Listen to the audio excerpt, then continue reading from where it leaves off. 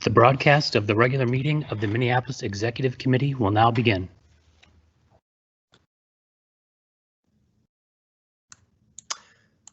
Good morning. Welcome to the regularly scheduled Executive Committee meeting for April 14th, 2020. My name is Jacob Fry.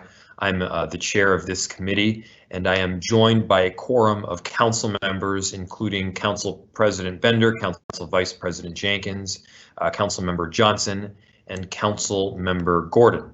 Let the record reflect that we do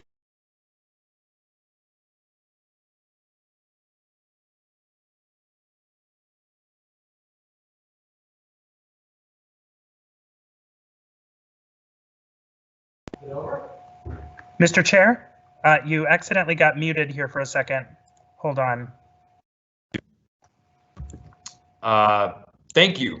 Perfect. And then, Mr. Chair, you do, for this remote meeting, you do need to have the clerk call the roll at the beginning to actually verify quorum.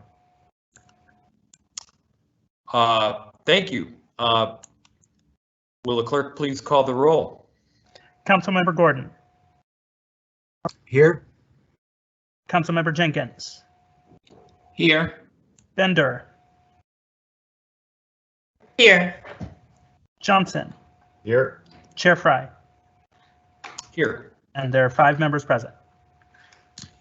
Let the record reflect that we do have a quorum. The agenda for today's meeting is before us. We have one item which relates to a wage freeze for appointed, non-represented, and politically appointed employee groups, and I'll invite Brenda Miller from the Human Resources Department to give that presentation. Good morning, Mayor Fry and members of the committee. I'm Brenda Miller, the HR Compensation and Classification Manager for the City of Minneapolis. I'm requesting approval to forward an action to City Council that would freeze salaries between April 29th, 2020 and December 31st of 2021 for appointed, non-represented, and politically appointed employees. This would include increases due to step movement, longevity pay, promotions, transfers, reclassifications, and across-the-board increases, sometimes known as COLA. The cost savings for the year 2020 would be about $172,000. For 2021, it would be $1.46 million for a total of about $1.63 million.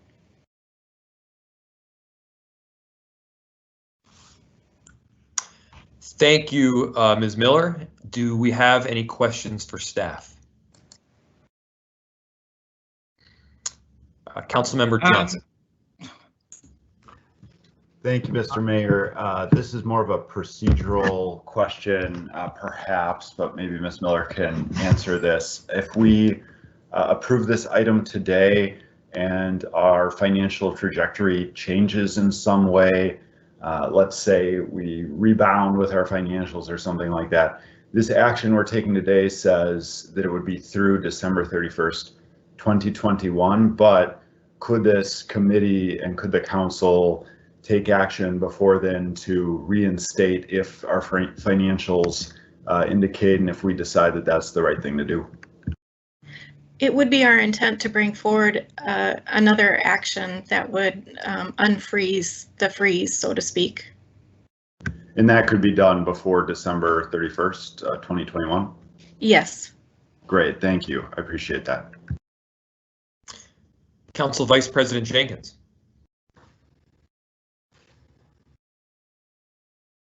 Thank you, Mayor Fry and Ms. Miller. My question is, can you just repeat the impacted employees? I know appointed, and there were a couple of other classifications. Sure. So it's the appointed employees, the politically appointed employees, and the non-represented employees. So anyone who's not in a union, basically. And Council Vice President, to be clear, we are looking at have the wage freeze with represented union employees as well, but because we have contracts in place with them already, we need to negotiate that wage freeze with the body of represented employees. Understood. Thank you so much.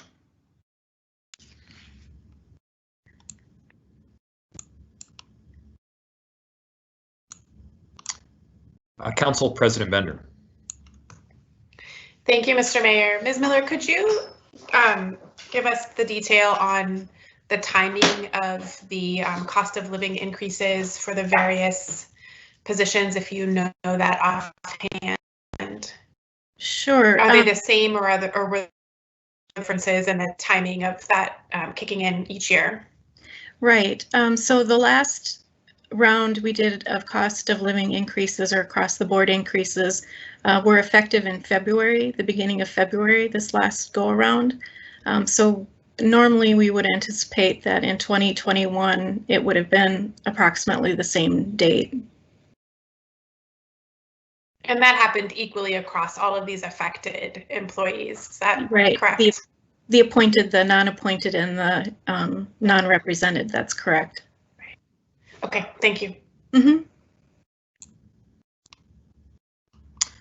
So I'll go ahead and move this item forward. It'll be the approval of item number 1. Is there any further discussion on this item? I'll note that there's a reason in doing this. Obviously, at this point, this is one of those issues where it's perhaps a painful decision, but not a very difficult one. We are taking significant action right now so that we can do what we can to help prevent layoffs later. This is one of the steps, along with a ceasing of additional non-COVID related contracting. We've stopped larger purchases. We've stopped travel and food purchases. And so this was really the next item on the docket, allowing us to have significant cost savings, and it's necessary. And although I think we're the first city to go down this route, I think we'll look back at this time and understand it to be the right move. Council Member Johnson. Thank you, Mr. Mayor, and I appreciate you bringing this forward. This is obviously something none of us wants to do, but it is something being done in order to prevent job losses later. And so appreciate it. It's a difficult move, and I know it's going to disappoint folks who are looking forward to a step increase and such, but we hopefully can get them back on a path sooner than later by taking measures now. Thank you. Council President Bender. Thank you, Mr. Mayor. I agree, and I think that this is a very prudent step to take as we work to try to save jobs in the long run. And I hope that as we approach our bargaining units, that we can do that, in that collaborative spirit of understanding the economic realities that are facing our city, not just in the short term, but likely in the, a little bit longer term here, and plan together for that goal of job retention and supporting all of our employees through this as much as we can. But, within that framework of a very changed budget from the last time that each of these contracts was negotiated. So appreciate this move here today, and I'm hopeful that we will be able to come to an agreement with each of our bargaining units that's fair to all of the employees, but also sets us up for that success of retaining as much of our workforce as we can through what's likely to be a time frame, an unknown time frame of economic hardship. That's right. Council Vice President Jenkins. Thank you, Mayor. I also support this action today for the reason that I think it will help us to retain as many employees as possible. And so for that reason, I do support it. I'm curious, and this is a little bit of an aside, but related.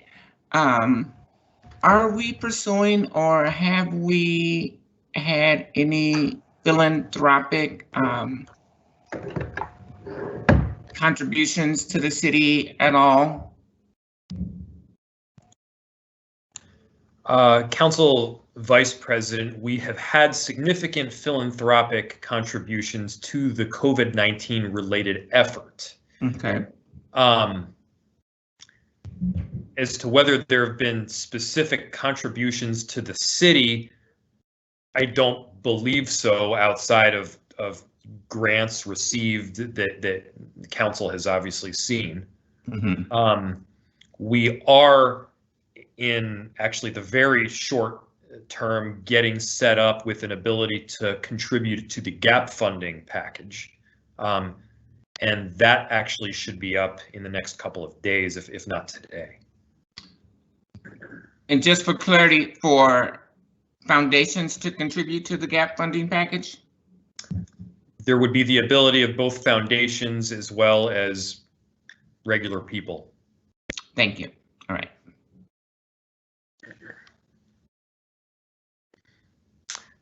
Councilmember Gordon. Thank you very much, Mayor. And I'm supportive of going ahead and taking this step. And I think in the days ahead, it will be important for us to look at also what additional savings we might be getting by not hiring new folks. But one thing that occurred to me is maybe we as an executive committee need to get together and get a better look at what contracts are open right now and what direction we can give our staff on those, because I know that we have some things that are in negotiations presently, and we, at least as an executive committee, could give some clear direction there. I think everybody's going to be picking up the direction is not to give raises, but we'll see. And then I understand there, it would also be helpful to me to look at what